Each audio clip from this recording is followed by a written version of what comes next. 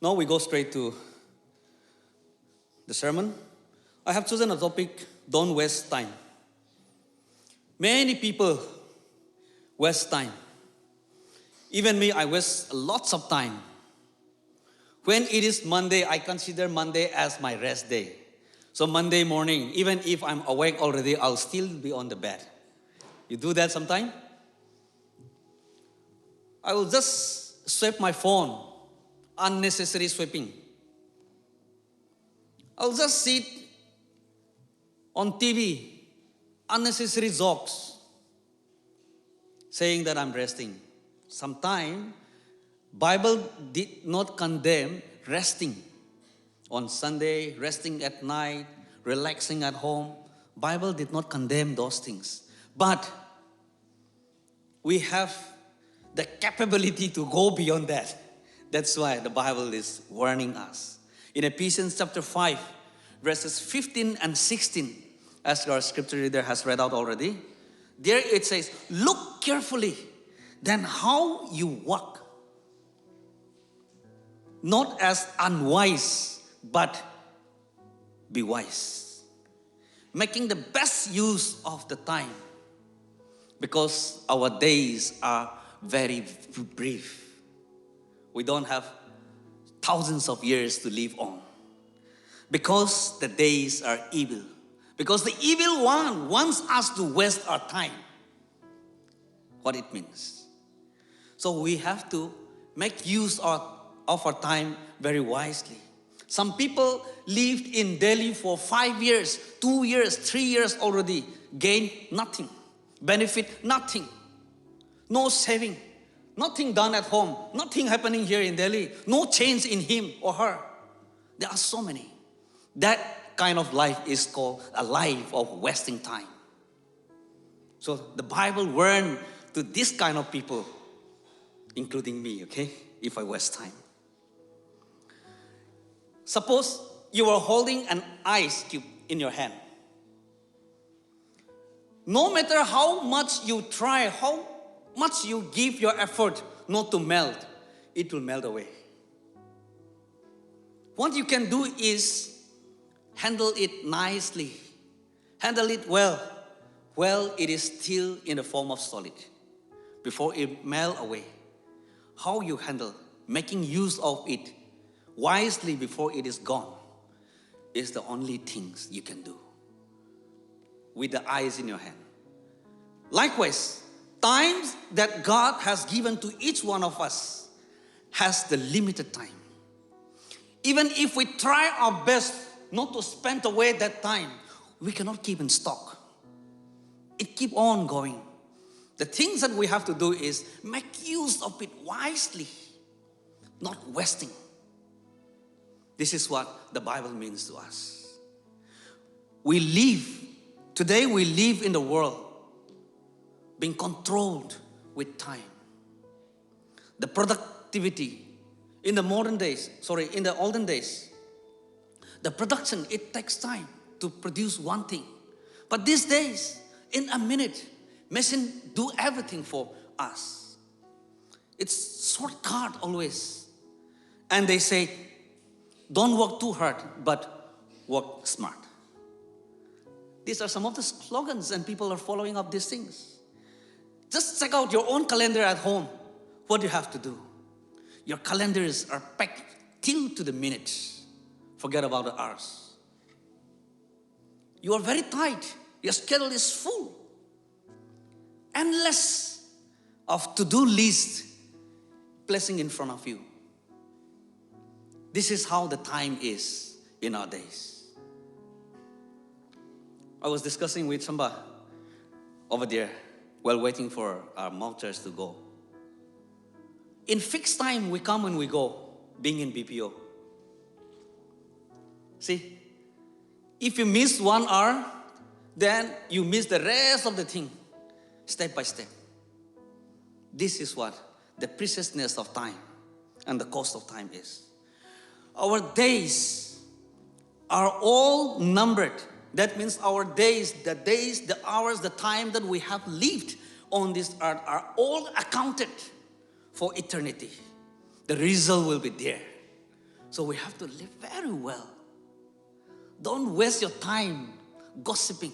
Don't waste your time only sleeping. Don't waste your time only eating. Overeat and sleep, you can't do anything.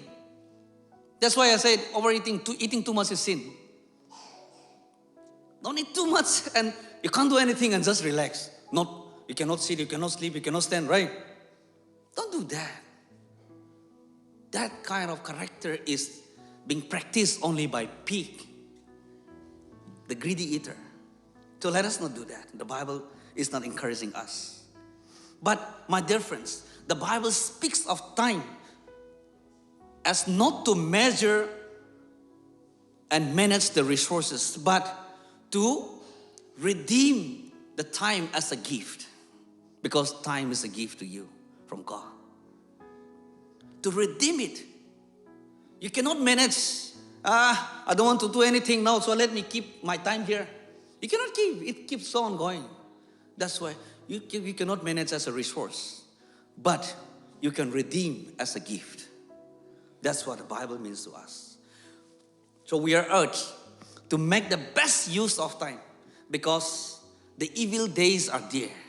The days are evil means the evil one wants us to waste our good times. So that Satan is always tempting and Satan is always attacking us so that we waste the good times of our life, that we fail to do something for God. That's why Apostle Paul is telling here, the days are evil. Example, you have a recharge coupon. These days we don't use that, right? Previous day we use mobile recharge coupon, which have expiry date with certain validity. And imagine that recharge coupon validity ends tomorrow. And if you want to make use of it, you have to use it today itself. If you don't use it today and if you keep it till tomorrow, even if you haven't used that recharge card, the expiry date comes and it will turn to useless. Likewise, the life, the opportunity that God gives us to forgive, to love, to serve, and to do certain capabilities that we have in us and work out for other people and for the church and for God has a validity. Our life is brief, has a validity. If we don't do it today, tomorrow may not be yours. Tomorrow may not be mine. So when the expiry date comes, we can't do anything. I really want to do that. I was not realizing, I couldn't understand before. But now I understand, I want to do it. But if the time is gone, it's gone. You can't do anything. So it is good to redeem the time. People doesn't use time wisely. Living without any purpose. Not focusing on anything. Just drifting throughout the days. Without any eternal aims. Without any plan. Do you? Sometimes, right? Let us be very careful when we do this. Proverbs chapter 13 verse 4 says, lazy people want much, but they get little. If we are lazy, we won't get. We hear from a scripture reader from the book of James. The one who knows what to do good and not doing it, it is a sin.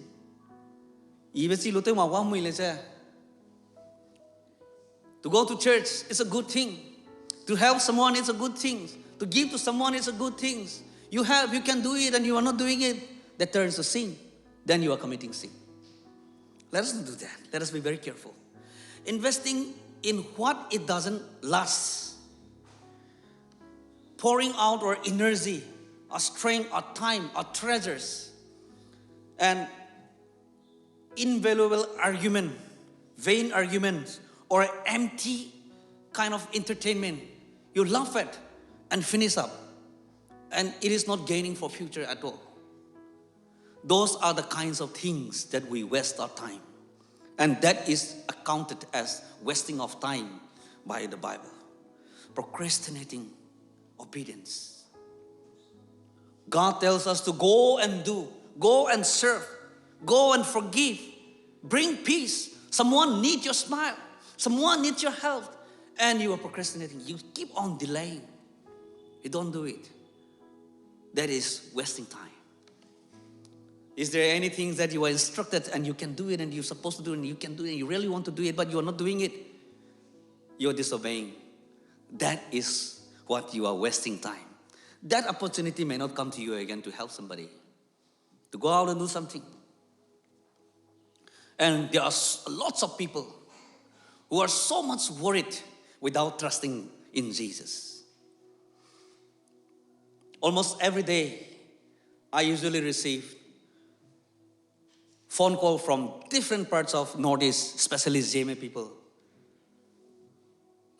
Zeme, Liang Mai, Rong Mai, and some different tribes. I usually had a time of 2 to 3 hours each day online counseling with anyone who called me up. And most of them face almost the same problem, that is worrying, anxiety.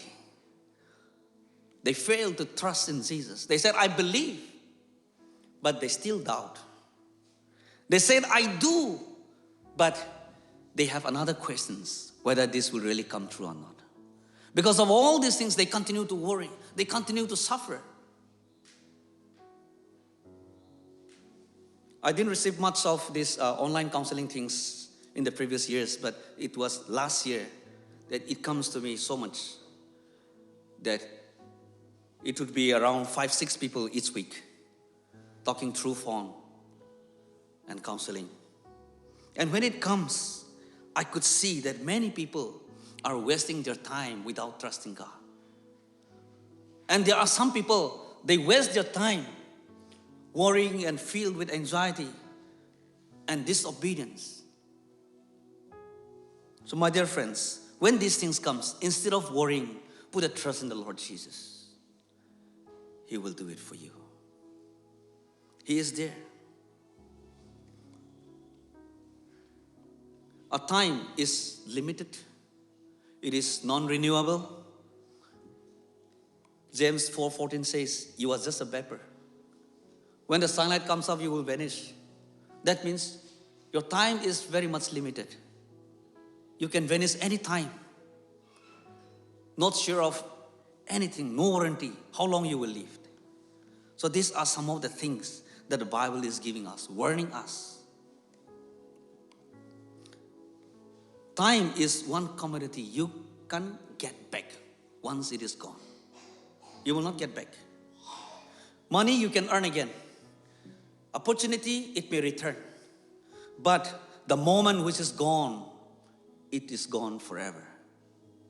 So the moment you are living now, today, this moment, is yours. You have to use it wisely. It's yours means not to do as you want to, but to live for God. To live it wisely. To live it meaningfully. Time holds God's given opportunity. In the given time, in the good days of your life, there is opportunity that God gives you to obey God's word and move forward. You have also a service. You have also to repent. You have also to witness. And you also have the opportunity to grow in Christ. Growing in Christ happens once you start reading the Bible only. This is the Bible. And this is the living book. It is neutral gender, but the word in it is the God himself. So this is a living book. We may talk next time about this. So my dear friends, a time is so precious to God because it is very short, it is secret, and it is filled with eternal purpose. That means we have to fulfill it. If we don't do anything, the moment we see God, what will be our response? So how do we redeem the time? Let us question within ourselves. Number one, start your day with worship. Begin your day acknowledging the giver of your life, the time. And let our first thoughts be towards Him only, towards God only. Begin your day by reading at least a verse. People are too busy to read the Bible. In the very initial, it will be so annoying without understanding anything. You may not understand anything in the very beginning. And you will say, he begat this fellow begat this. Genealogies and genealogies and stories, unfair stories. But this is the living word of God. God lives in it. When you read, pray that, God, I'm going to listen to you. Because reading Bible is listening to God, okay? Without listening to Him, how will you know what He wants you to do? How will you say that I have heard God speaking to me? There are so many people, did I really hear God? I never hear God speaking to me because they don't read the Bible. It's simple. So my dear friends, start your day with reading the Bible. That means with worship. Live intentionally. Ask God, what can I do? And what should I do this day? What have you for me to do today? Ask God. We might have lots of things, good things to do in our own ways. But there could be some ways, some days that God will take you away from your plan and lead you to do some unexpected things. But that is the will of God. It comes to you. And number 3, invest in eternity. This is for a day, okay? And these daily things should be practiced the whole life so that we don't waste time. Invest in eternity. Spend time in the Word, in prayer, encouraging others, and sharing the hope with one another. And these are the kind of investment that you invest for eternity. And number 4, rest without guilt. If you have done things well, if you connect with God well, if you're living your day well, doing something good without hurting someone, without, making someone feel bad, but encouraging and doing good things and helping out, praising God. If you live like this, then at the end of the day, you will surely rejoice in the Lord. Thank God for the opportunity that I could at least help someone. I could at least encourage someone. And even before you sleep, I have this kind of feeling that even whenever I am about to lie down to sleep, I have the heart and I used to pray, Lord, wake me up early in the morning, as early as possible so that I can wake up and read your word again, listen to you again.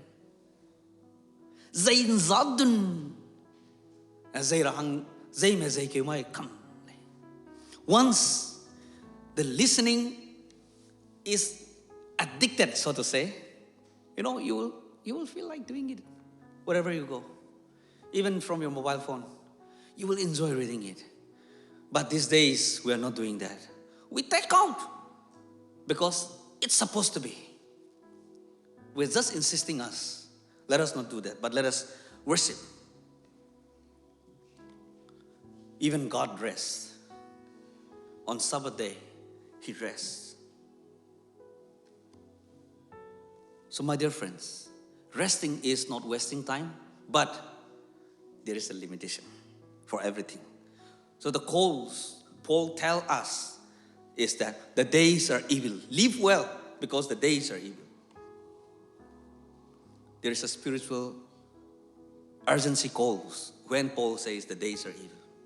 Every day, thousands and thousands of souls slipped and fall without Christ, gone without Christ. Every day, someone needs their hopes to be renewed, strengthened, encouraged. So where are we? How are we doing? The enemies want us to be distracted, delayed, and drowsy, confused. Which one to do first? When you have so many things to do, you have this. I usually have this. Which one to do first and which one to do last? And everything is done half and nothing is get done. It happens in our life. That's what Satan wants the believers to do. With confusion, nothing is complete. Everything is complete. Everything is started, but nothing is completed. Let us be very careful because the days are evil. Christ calls us to awake, to be alert, active, working and living for the kingdom of God. This is what God wants us to. So don't wait for the better time, for the good time to come to you. Because the good time is now, when you can think, you can walk, you can move, you can give. This is the good time. Don't wait for the good time. Imagine you stand before the King when you go to heaven. And the King will open the record and show you your story, how you have lived, how you have maintained your time. But this is not to shame you, okay? This is not going to be, the things that to humiliate you, to shame you. But it is to show you the moment you lived for God. And when He opened, imagine how many space and how many good times will be covered up by living wisely, by making use of the time well. Just imagine. Would there be so many blanks that you have wasted times?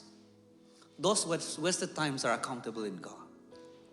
So my dear friends, the conversations, the quiet act of love, the prayers, the whispers, the truth that is spoken from your mouth, it's all accounted. And this is all accounted in the making use of time that God has given to you in this life. And He will say, you made the best use of time. You invest what I gave you for my glory. Let us be the one who hear this when we meet the Lord of God. We are not living for a part-time here on this earth, but we are living for eternity. So let us live well. Today, the life you have, the time you have, the moment you have, the capability you have, the strength you have, the wealth that you have is all the gift of God to do something for Him. The hour, the opportunity is the gift of God. So let us not waste it, but make use of it wisely for the glory of God. So we all bow to hand to God in prayer. Father, we thank you. We bless your name for the great concerns that you have for us. And the word that you speak to us this day. Not to waste our time, but to make use of our time wisely and for your glory. As we proceed on with our life, the activities, the schedules, that's so tight till a minute, we commit all of this unto you, that we make use of our time wisely, understanding your will, your purpose, and relying on you to accomplish the things that you have entrusted with this life. May we all continue to live under your guidance and continue to glorify your name with this blessed life that we have lived and will be living. Loving Father, we thank you for your word. We also thank you for the believers who have come over here and ponder upon your word, that you want us to make use of our time wisely and glorify your name. Help each of us to glorify your name, live well this life, and continue to praise you and bring glory to you. And on the day we meet you, let us be the one who hear you saying, well done, faithful servant. Loving Father, as we come before your throne of grace, with thanksgiving, may all the gratitude from your children be acceptable and bless your name, your kingdom. And if there be someone who comes here with a burden, with worriness, anxiety, difficulties, be it physical problems, family problems, or personal problems, or unknown and unseen problems, I command in the mighty name of Jesus to be released from all of this work of devils and set free from all of this and be healed in mighty name of Jesus. May you continue to speak to us. May you continue to strengthen us. And may your name be glorified in this life that we are living. Continue to be with each and every one of us, even as we disperse from this very place. May the love of God the Father, the grace of Jesus Christ the Son, and the sweet communion of the Holy Spirit continue to rest and abide in each and every one of us, now and forevermore. In Jesus' name we pray. Amen.